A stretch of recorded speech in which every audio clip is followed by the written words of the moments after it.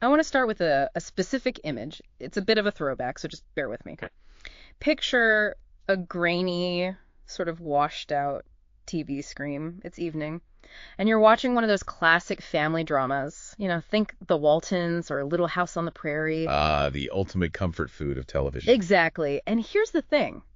Nobody goes back to watch The Waltons for the high-octane thrills. No, not for their special effect. Not at all. You're watching it for something else entirely. We talk about it as the heart or simplicity or love, but I think it's even more specific than that. It creates a very distinct atmosphere. When you turn that on, you're stepping into a rhythm. That's the word. Yeah. Rhythm. And the center of that rhythm is almost always the dinner table. Mm-hmm. Think about how many scenes in those shows happen around a table. You've got the clamor of siblings passing plates, the parents at either end, grandparents chiming in. It's chaotic, but it's a safe chaos. It's the anchor of the home. You see the kids' mischief, the quiet strength of the mother, the steady leadership of the father. And the grandparents, they're like this bridge to the past, passing down wisdom. Before they pass on. Right. And I think that's the hook. That's why we still watch these shows decades later. It acts like a mirror. A mirror. How so? Well, you aren't just watching a fictional family. You're looking for reflections of your own life. You see your own family in there. Or, maybe more painfully, you see the family you wish you had. It's validation. You see the noise and the mess, and you say, okay, that's us. We aren't crazy. We're just a family. But here's where that mirror gets tricky. It doesn't just show us the happy, noisy dinners. If you watch long enough, or if you live long enough, that mirror shows you the reality of time. The seasons change. They do. The inevitable shift. You can't stop it. No matter how hard you try. The kids on the screen grow up. They become adults. They leave for college or war or marriage. And suddenly that table, the one that was so loud you couldn't hear yourself think, it starts to change. We need to talk about what's been called the silence. That's a heavy concept, but a beautiful one. It describes that transition from the full chaotic house to a deep silence. The dinner table gets quieter. Chairs sit empty. That phrase, chairs sit empty, it's visceral. It hits you right in the gut. It does. And for the parents left in that quiet house, it triggers a very specific feeling. This is really the core of what we need to explore today. We need to unpack this soft ache of aging and loss. Let's define that ache, because it's very easy to misdiagnose this.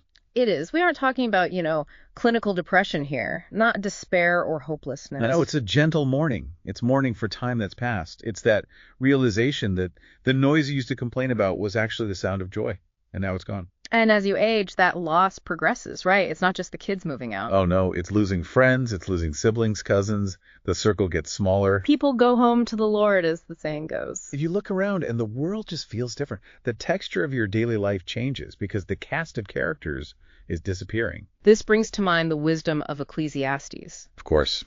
Chapter 3. To everything there is a season. It's one of the most famous passages in history for a reason. It affirms reality. It says, look, there is a time to be born and a time to die, a time to plant and a time to pluck up. It frames life as inherently seasonal. We're not static, we're in motion. Exactly. But here's the problem I have with that.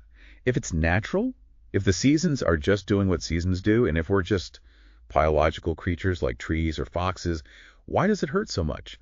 Why does the plucking up feel so violent? That is the million-dollar question. If we were just biological machines, just part of a cycle like a leaf falling off a tree, we shouldn't care. A leaf doesn't mourn, it just falls. It just falls. But we don't just fall, we fight it. We hate the goodbyes. We feel like something has been stolen from us. Yes, exactly that. And that feeling is actually a clue. It's evidence. We have to look at Ecclesiastes 3.11. He has set eternity in their heart. Eternity in their heart. People put that on greeting cards, but it sounds more like a diagnosis of a condition. It is a diagnosis. It means that this longing, this ache you feel when you see an empty chair, isn't just nostalgia. It's a phantom limb. Wow. You are feeling the sensation of something you were supposed to have, but it's been cut off. It's homesickness, but not for a place you've been. It's homesickness for a place you were designed for. So the pain is a signal. Precisely. Think back to the Garden of Eden. In the original design, before the fall, there was no death. No separation, no goodbyes. No empty chairs. Adam and Eve were meant for eternal, uninterrupted communion. That was the baseline. That was normal. So the reason the pain of separation feels so wrong to us now is because it is wrong. It goes against our original blueprint. Yes, we were designed for a family that never ends. That reframes the whole empty nest thing. It's not just that you miss your kids, it's that your soul remembers you aren't meant to be separated from the people you love. We're trying to live in a temporary world with eternal hearts. That's the glitch. That ache is the echo of eternity telling you that this world as it is isn't the final story. Which leads us to a pretty radical shift in how we have to define family. It'd have to. Because if the biological family is subject to these seasons, to planting and plucking up, is there something more stable? Or are we just doomed to have our hearts broken over and over? This is where we have to look at a pivotal moment in the life of Jesus. It's in Matthew 12. And honestly, it's a moment that can feel really uncomfortable if you don't get the context. I know the one. He's teaching a crowd and someone interrupts him. Hey, your mother and brothers are outside. Right. And in that culture, in our culture too, the expected response is, excuse me, everyone, my family is here. I need to step out. Family comes first. But he doesn't do that. He asks, who is my mother and who are my brothers? Which, if I said that about my mom on the porch, I would be in big trouble. It sounds harsh. It sounds dismissive. But Jesus was not dismissing his natural family. He wasn't rejecting Mary. He was doing something much bigger. He was pivoting the entire foundation of human relationships. So what was the point he was making? He points to his disciples, to the people following God, and says, here are my mother and my brothers. He is introducing the concept of the eternal household. The idea that whoever does the will of the Father is brother, sister, and mother. Exactly. He's saying that while biological ties are God-given and important, they are temporal. They belong to this age. But there is a spiritual kinship that is even more durable because it lasts forever. He isn't subtracting family, he's expanding it infinitely. Yes. And this has to change how we view the church. Because to be honest, when I walk into church on Sunday, I don't usually look at the person in the pew next to me and think, that's my brother. No, we treat them like acquaintances or strangers. We say hi, shake hands, talk about the weather, and go home to our real families. We retreat to our private castles. But if we take this eternal household concept seriously, those people aren't strangers. They're eternal kin. The early church understood this. They did. Acts says they had all things in common. They lived like a family, ate together, shared resources. Reminds me of that old hymn. Blessed be the tie that binds. The fellowship of kindred minds is like to that above. That's it. The church is supposed to be a practice run for the eternal family. That's a massive challenge to our modern independence. We love our privacy, our fences. We do. But you're saying the ache of the empty nest is partly because we've isolated ourselves from this bigger family God has given us. Yes. If your entire identity and emotional support is wrapped up in just your biological children or spouse, you're standing on fragile ground. Because they will leave or die or change.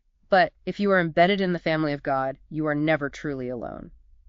So we have this ache for a family that never ends, and this promise of a spiritual family that lasts forever, but we still have to deal with the reality of death. The table still gets quiet. We do. And this is where we have to talk about the reunion, the eternal hope. Okay. And we have to be very bold here.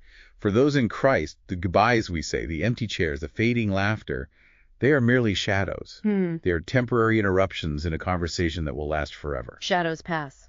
The sun stays. Exactly. Look at Revelation 21.4. This is the ultimate promise. God wiping away every tear. No more death, sorrow, crying, or pain. It's a beautiful image, but let's contrast it with our earlier image of the Waltons. We have that nostalgic wooden farmhouse on TV. It feels warm, but it's also old. Wood rots. Roofs leak. Right. It's temporary. Abraham was looking for a city whose builder and maker is God. The contrast is between the earthly home, which will always decay, and the true home, which is permanent. And the key takeaway here is that the love isn't lost. I think people fear heaven is this generic, sterile place where we just float on clouds and don't know anyone. That's a tragic misconception. The love experienced in earthly families will be fulfilled, not ended in eternity. You aren't trading your family for some cloud-sitting existence. You are moving toward the fulfillment of what family was always meant to be. So the laughter at the dinner table, we get that back. We get it back, but amplified. We're heading toward a table that will never grow quiet. That's the line that gets me. A table that never grows quiet. Because there will be no more goodbyes. That's the fundamental difference. On earth, even in the happiest moment, there's the shadow of this will end.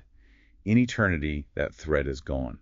So what does this mean for us today? We're still here in the Shadowlands. The chairs are still empty. How do we live with this ache without letting it crush us? We have to adopt a motto.